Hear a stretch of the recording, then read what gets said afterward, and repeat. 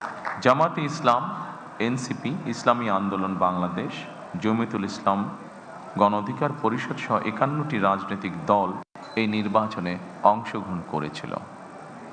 জাতীয় নির্বাচনে অংশগ্রহণকারী প্রতিটি রাজনৈতিক দলকেও আন্তরিক অভিনন্দন জানাই। দক্ষিণ এশিয়ার রাজনৈতিক অঙ্গনে আবারও তোলপাড় সৃষ্টি হয়েছে। সাম্প্রতিক সময়ের সবচেয়ে আলোচিত বিষয় হয়ে উঠেছে নির্বাচনকে ঘিরে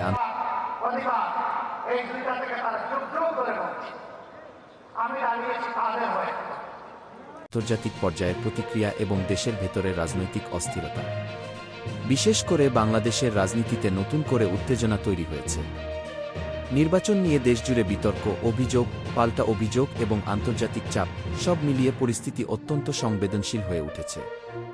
এই পরিস্থিতিতে রাজনৈতিক বিশ্লেষকরা বলছেন, নির্বাচন শুধু একটি ভোট প্রক্রিয়া নয়, এটি রাষ্ট্রের গণতান্ত্রিক কাঠামোর মূল ভিত্তি। যখন একটি নির্বাচন নিয়ে প্রশ্ন ওঠে, তখন সেটি শুধুমাত্র একটি রাজনৈতিক দলের সমস্যা থাকে না, বরং পুরো রাষ্ট্র ব্যবস্থার উপর এর প্রভাব পড়ে। বর্তমান পরিস্থিতিতে আন্তর্জাতিক মহলের দৃষ্টি এখন সম্পূর্ণভাবে বাংলাদেশের রাজনৈতিক স্থিতিশীলতার দিকে। রাজনৈতিক ইতিহাস বলছে, বাংলাদেশের নির্বাচন সবসময় প্রতিযোগিতামূলক এবং উত্তেজনাপূর্ণ হয়ে থাকে। স্বাধীনতার পর থেকে বিভিন্ন সময় নির্বাচন নিয়ে বিতর্ক হয়েছে। কখনো সহিংসতা, কখনো নির্বাচন বয়কট, কখনো কারচুপির অভিযোগ, এসব বিষয় দেশের রাজনীতির অংশ হয়ে দাঁড়িয়েছে। তবে বর্তমান পরিস্থিতি অনেকটাই ভিন্ন, কারণ এবার বিষয়টি আন্তর্জাতিক পর্যায়ে আলোচনার কেন্দ্রবিন্দুতে চলে এসেছে। বর্তমান রাজনৈতিক পরিস্থিতি বুঝতে হলে দেশের প্রধান রাজনৈতিক শক্তিগুলোর অবস্থান বুঝতে হবে। একদিকে সরকারপন্থী রাজনীতি, অন্যদিকে বিরোধী দলগুলোর আন্দোলন, এই দুইয়ের সংঘর্ষ এখন নতুন মাত্রা পেয়েছে। এই প্রসঙ্গে অনেক বিশ্লেষক বলছেন, দেশের রাজনৈতিক ভবিষ্যৎ নির্ভর করছে আগামী কয়েক মাসের সিদ্ধান্তের উপর। এই পুরো ইস্যুতে আন্তর্জাতিক সম্প্রদায়ের ভূমিকা নিয়ে ব্যাপক আলোচনা চলছে। অনেকেই বলছেন, আন্তর্জাতিক সংস্থাগুলো সাধারণত সরাসরি কোনো দেশের নির্বাচনী বিষয়ে হস্তক্ষেপ করে না, বরং পর্যবেক্ষণ করে, রিপোর্ট দেয় এবং কূটনৈতিক চাপ সৃষ্টি করে। তবে যখন কোনো দেশের নির্বাচন নিয়ে বড় ধরনের প্রশ্ন ওঠে, তখন আন্তর্জাতিক পর্যায়ে বিষয়টি গুরুত্ব পায়। দেশের ভেতরে রাজনৈতিক উত্তেজনা বাড়ার অন্যতম কারণ হল রাজনৈতিক দলগুলোর পারস্পরিক অবিশ্বাস। এক পক্ষ বলছে নির্বাচন সুষ্ঠু হয়েছে, অন্য পক্ষ বলছে নির্বাচন প্রশ্নবিদ্ধ। এই ধরনের পরিস্থিতি সাধারণ জনগণের মধ্যেও বিভাজন তৈরি করে। বর্তমান রাজনৈতিক বাস্তবতায় অনেকেই বলছেন, যদি রাজনৈতিক দলগুলো আলোচনার মাধ্যমে সমাধান না খুঁজে পায়, তাহলে পরিস্থিতি আরও জটিল হয়ে যেতে পারে। কারণ রাজনৈতিক অস্থিরতা দেশের অর্থনীতি, উন্নয়ন এবং আন্তর্জাতিক সম্পর্কের উপর সরাসরি প্রভাব ফেলে। রাজনৈতিক পর্যবেক্ষকরা মনে করেন, দেশের রাজনৈতিক স্থিতিশীলতা বজায় রাখতে হলে রাজনৈতিক দলগুলোর মধ্যে সংলাপ অত্যন্ত গুরুত্বপূর্ণ। ইতিহাস বলছে, যখন রাজনৈতিক দলগুলো আলোচনায় বসেছে, তখন অনেক বড় সংকটের সমাধান হয়েছে। বাংলাদেশের রাজনীতিতে বড় ভূমিকা রেখেছেন বিভিন্ন সময়ের রাজনৈতিক নেতারা। তাদের মধ্যে অন্যতম হলেন শেখ হাসিনা, যিনি দীর্ঘ সময় ধরে দেশের রাজনীতিতে গুরুত্বপূর্ণ ভূমিকা পালন করছেন। তার নেতৃত্বে দেশের উন্নয়ন এবং আন্তর্জাতিক সম্পর্কের বিষয়গুলো নিয়ে অনেক আলোচনা হয়েছে।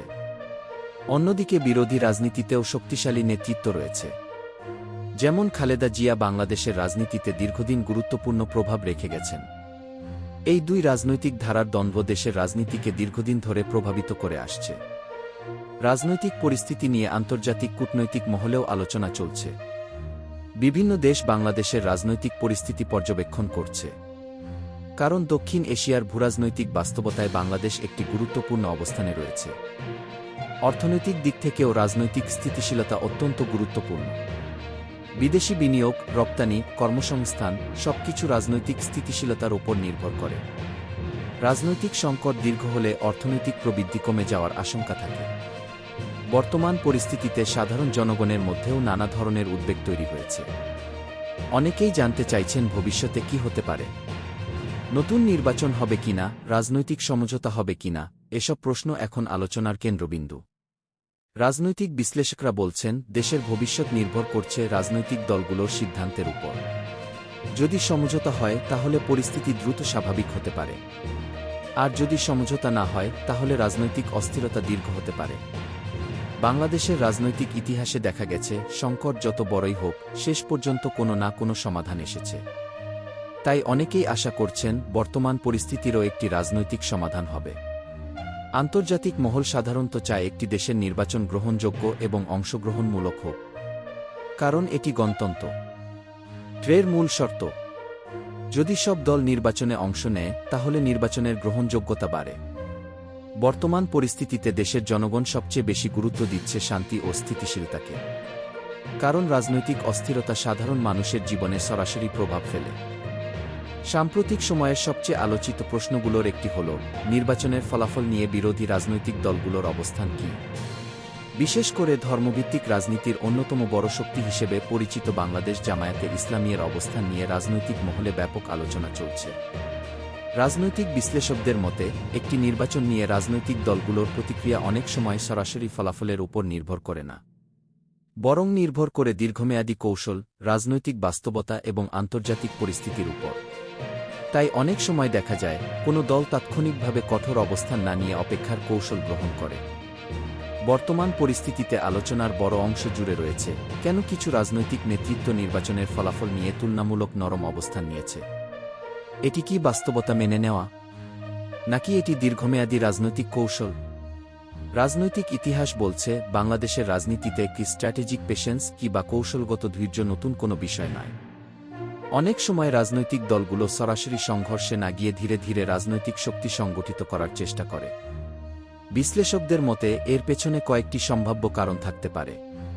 প্রথমত, রাজনৈতিক বাস্তবতা।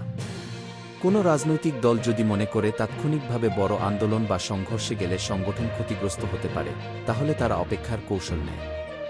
দ্বিতীয়ত, আন্তর্জাতিক রাজনীতি। বর্তমানে একটি দেশের রাজনীতি শুধু অভ্যন্তরীণ বিষয় নয়। আন্তর্জাতিক সম্পর্ক, কূটনৈতিক চাপ, অর্থনৈতিক বাস্তবতা সবকিছু রাজনীতিতে প্রভাব ফেলে। তৃতীয়ত, সংগঠন শক্তিশালী করা। অনেক সময় রাজনৈতিক দলগুলো নির্বাচন পরবর্তী সময়কে সংগঠন পুনর্গঠনের সময় হিসেবে ব্যবহার করে।